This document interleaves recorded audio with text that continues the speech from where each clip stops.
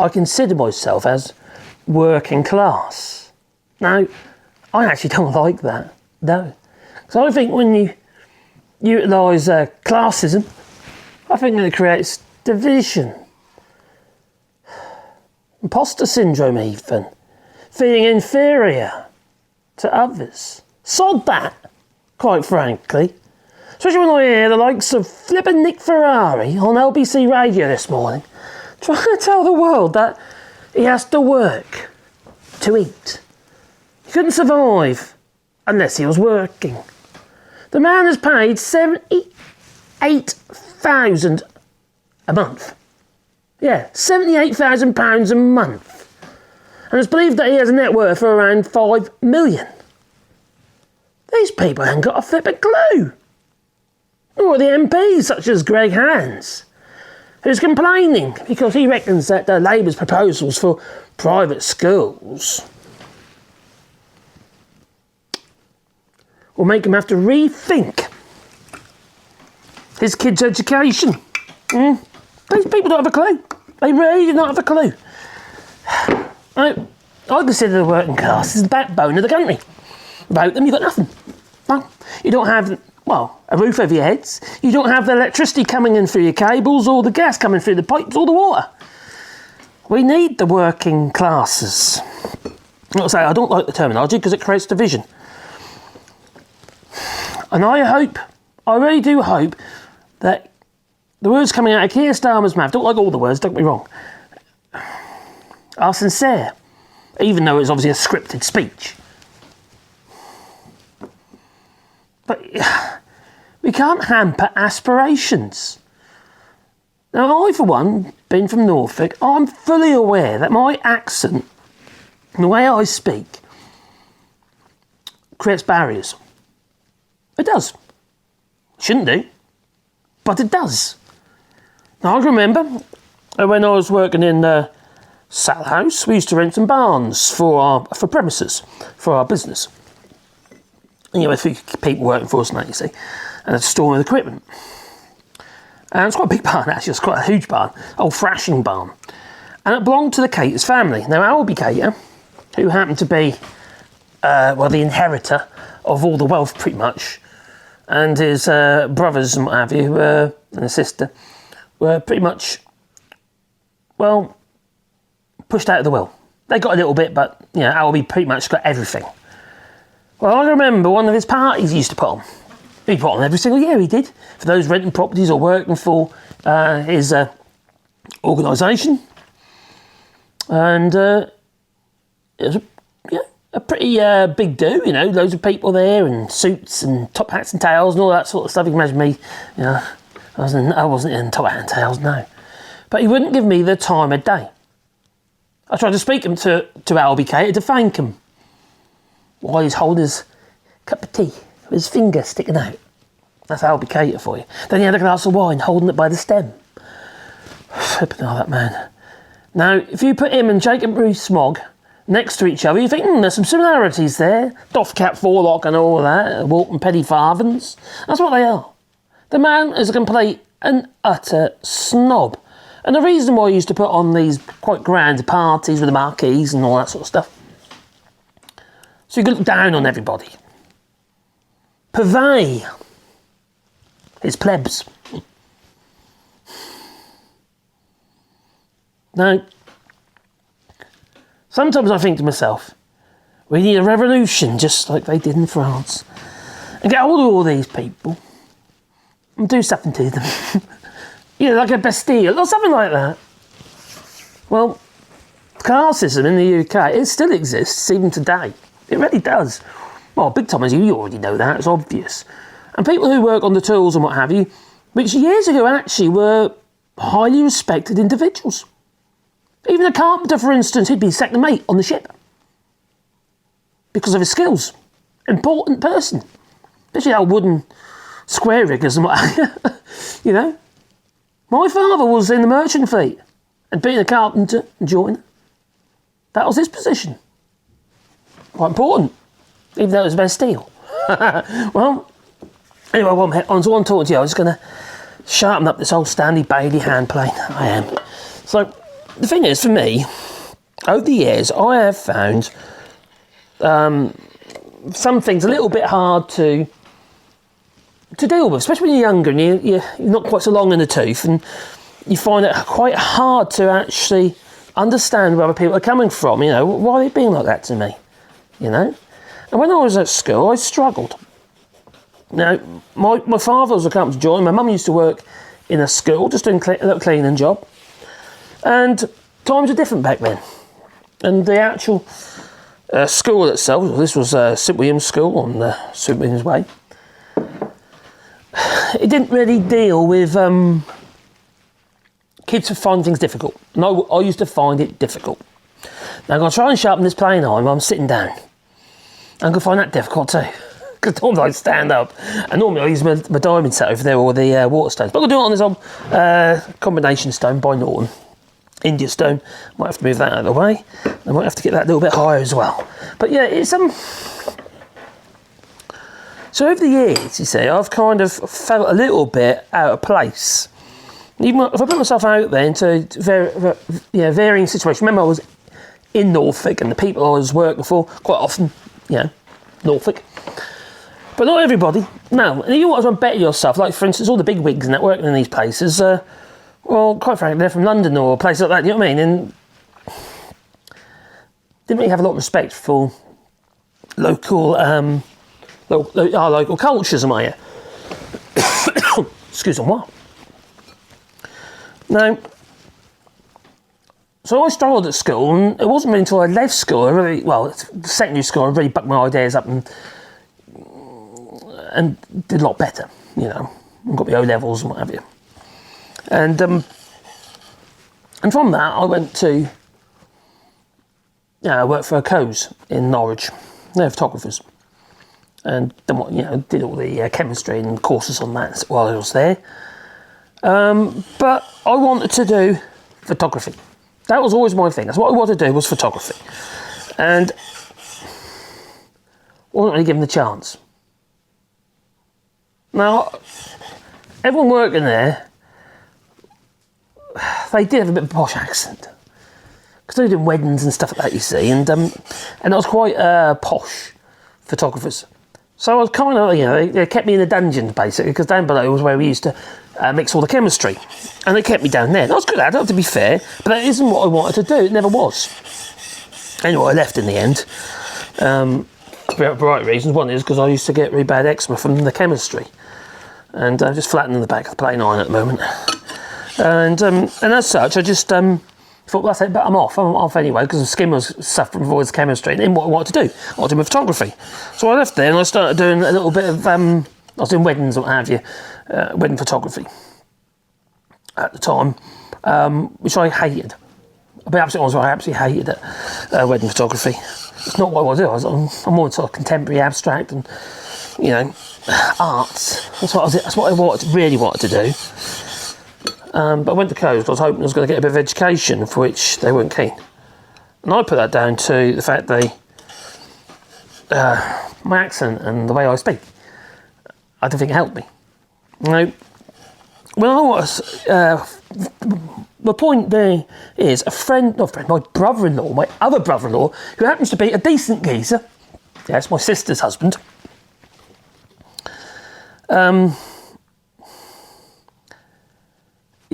he went to Gresson Hall School. Now, he did have a bit of a strong accent, and now he speaks quite properly, or poppily, and went to Gresson Hall Private School. His parents skimped and saved to put him through that school. He could probably pretty much like what James O'Brien's parents did. He went to a monastery or something, didn't he? But and they put him through this school in Gresham Hall, which is a private school, and he came out there, made contacts with all these different people. His friends were people with loads of flipping money, class. There goes my compressor. So classy individuals in their suits and ties, and posh people. It opened doors for him. It did. And now he's a photographer for National Trust. He finds it really easy to open doors. Now, I did my degree in photography, what have you. He's got no qualifications in photography whatsoever. He is good, really good. But if I tried to get that job, I'd never get it. I know for a fact. Call me a little bit, how to put what's the phrase? Defeatist. But I'm confident I wouldn't have got it. Not even on the basis of my photography, I wouldn't have got in through the door. Because how I sounded and maybe how I looked. I don't know.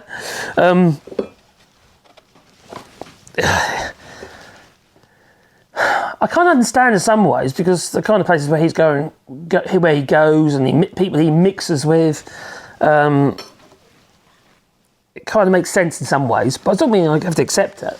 I don't accept it. I suppose nothing is absolute, is it, you know? Maybe if I pushed myself outside my comfort zone, maybe I could have achieved it. Didn't feel like, I didn't feel like I could, though. And that's the problem, you see. It's about aspirations, isn't it? And about bettering yourself and having a better life as a result of that. No. If I flatten the back, you've got to get your back of your plane iron flat first. Now, I need to shave for this when I finish, you see. Now, I normally do it on a carriage system that I've made over there, but being I'm in front of the camera, I've got to do it by hand. Yeah. Let's see whether or not I can get a nice sharp edge. So yeah, I find it a bit tricky, and when I hear Keir Starmer talking the way he is in his Labour Party conference, yes, I was inspired by him. I made a video about that yesterday. I was inspired by him, but don't get me wrong, I'm fully aware that it was rehearsed, it was scripted. Yeah, we have to see some proof in the pudding, I suppose. We're going to have to see some action. But the idea that we're going to see much happen in the first, he's going to have to do something, but enough happen in the first term, I think it's for the birds. I don't think we're going to see much at all. I don't think much benefit anyway. We might see some changes made. We will see changes made, but benefit from those changes, I don't think we're going to see them anytime soon. It's just too much to do. There's just too much to do. So I would give him benefit of the doubt if he doesn't manage to achieve what he says he's going to achieve in the first term. Second term, though, well, we're going to have to see some major changes and benefits to ordinary people. Excuse me, I'm going to have to put a bit of white spirit on there. That oil I'm using is a bit on the thick side.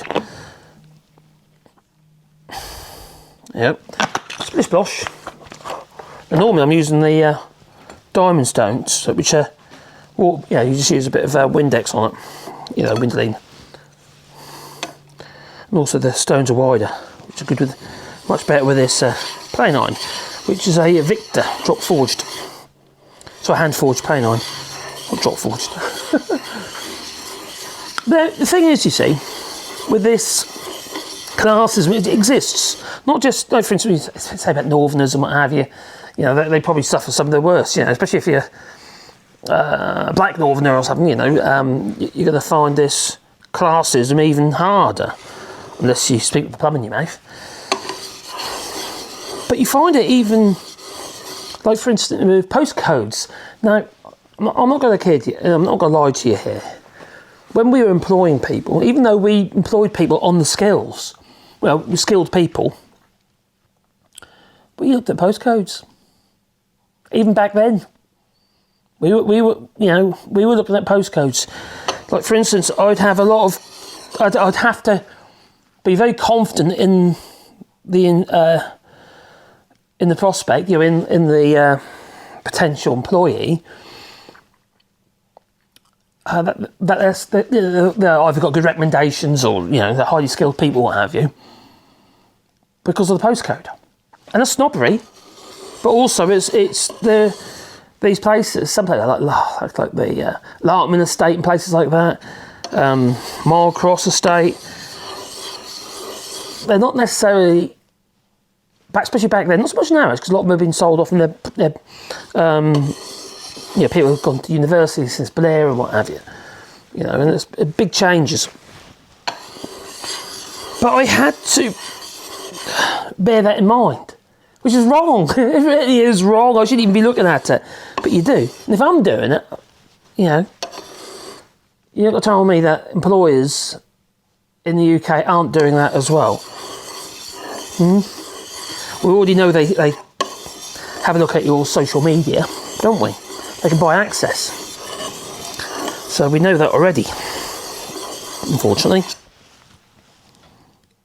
You don't need much on there. So I'm just doing like a figure of 8. There's a 2-inch stone and I've got a 2.5-inch plain iron. Figure 8, just try to get the whole width for the actual plain iron. And I'll feel a bit of a burr behind there now, that's good. So try and flatten the back a little bit. There is a technique where I'll use a ruler just to lift it a little bit, but I'm not going to do it on there. Because I don't want to do it until I actually put this on the carriage system for sharpening. Ooh, that's feeling lovely and sharp it is. Now this is a 1200 grit, I believe. It's not that fine. I usually go down to 4000. There you go. I'd like to see Jacob Rees-Mogg do this, I'll tell you.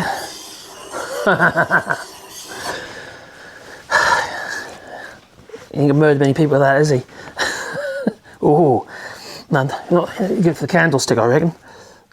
All right, so, okay, all right. I reckon it's sharp, all right? So,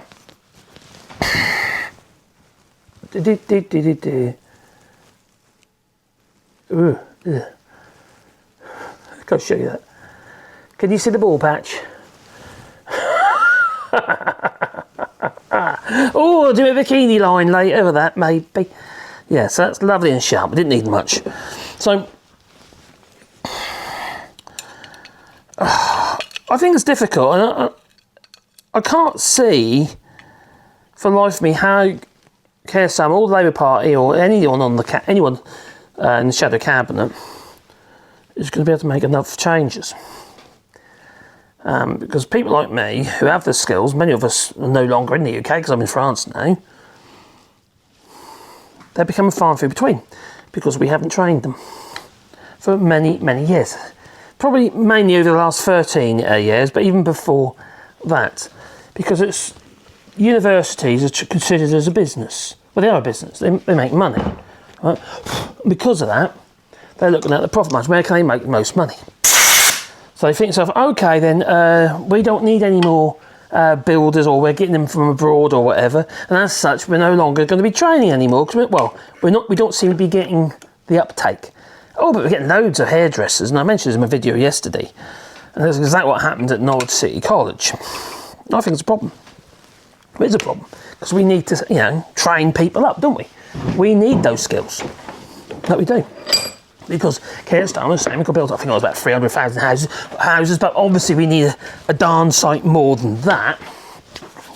In the United Kingdom, we've got a serious housing problem, but we've got the skills to do it. And clearly, obviously, we need to be thinking about that when we actually make promises. We can't be making promises of things that we can't deliver. That's just silly. That's nuts. And that's the problem with the Tory party. They've made a lot of promises, haven't they? And they haven't kept to any of them. So this is a bit of a chat video, is what this is. Okay? Anyway, let's see if it's sharp. Let's take that tongue off. How quickly can I take that tongue off? Let's have a look. Do. Yeah, that's good. Course to start with.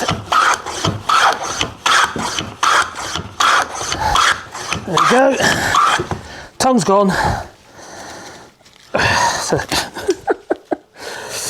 a bit thick. I might need to reposition that frog. First of all, got to take that there quickly. That's the frog there because it looks like a frog. Yeah. Looks like, I'm going to call it a Farage. That's what I'm going to call that. Yeah, so that bit, that's fairly sharp. So we're going to put the cap iron back on, make it a bit shallower. So, university. Now, when Richie Sunak was going on about universities, it's overrated and what have you, which is absolutely ridiculous. Even Keir Starmer says, well, that's a stupid thing to say. That is. Now, when I went to university and I did my photography degree, it wasn't just about photography. That opens your mind, makes you think and look at things differently. Lateral thinking, semiotics, iconics, another kind of conics. So, a bit thinner.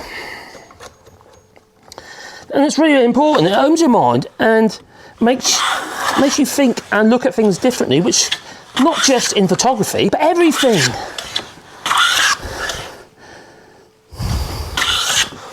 Getting thinner now. Oh, too thin.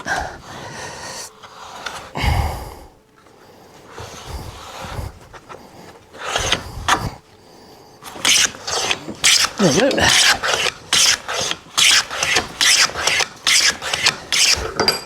That'll do me. So, without education, we're nothing, really. You know, we're just a labourer. I'm not nothing. That's a little bit silly, but you know what I mean. We're just see, educate. I'm not just talking about academic skills, like for your brain. What about your skills with your hands? They all have to be educated, whether it be on the tools, with another craftsman. For me, my woodwork was I learned that one from my father. He was a boat builder, and some of the finest woodworkers out there are boat builders because they have to deal with compound curves and what have you, and compound angles and other compounds. It's some of the hardest woodwork you have to do. From bending, steam bending, green oak and what have you, and tubes. It's the skills you see, and that is an education. So you can learn through your hands, and that's what I've pretty much done most of my life, is learn through my hands. But I also went to university, to open my mind. It wasn't a view that I was going to become a photographer at the time. And my love would be to do fine art photography. I'd love it if I could get myself into, to do that, but I've got to pay the bills. I've been a pauper long enough, and it's a difficult thing to get into. But that means you shouldn't have aspirations, is it? And it's a bit like this YouTube channel. I aspire to it doing better. And one day, maybe it will. At the moment, it's looking pretty dire. But, if you don't have aspirations, you're not going to get anywhere, are you? And if all individuals, no matter where you're from, what so-called class you consider yourself, which I think is a whole load of bollocks. I do, I really do. So I think it inhibits aspirations. And also, it's labelling, isn't it? It's labelling, and I think that's a problem. When you label people. When you've got people out there got relatively... Alan Sugar, for instance, I don't like the geese. Not at all, it's horrible. But he has got a modest upbringing. And look what he's achieved. There's people out there who got, very little, have achieved huge amounts. And that's what happens when you give people a chance and give them something to aspire to. And it's so important. And for me, I'll keep pressing on and doing what I do, and hopefully I'll learn enough to be able to better myself and maybe make a better YouTube channel. You learn, don't you? And that's what you do, you learn it all the time. Meanwhile, you get broke and you've got no money and you can't pay your bills, but that's how it is. Anyway, what do you think? What are your hopes and aspirations? What did you want to be when you grow up? I wanted to be a photographer. That's what I wanted to be when I left school. And then I kind of woke up and realised the kind of photography where I could earn money from, especially once I met the missus and we had the 4 kids. Well, the 4 kids. I've got 6 now.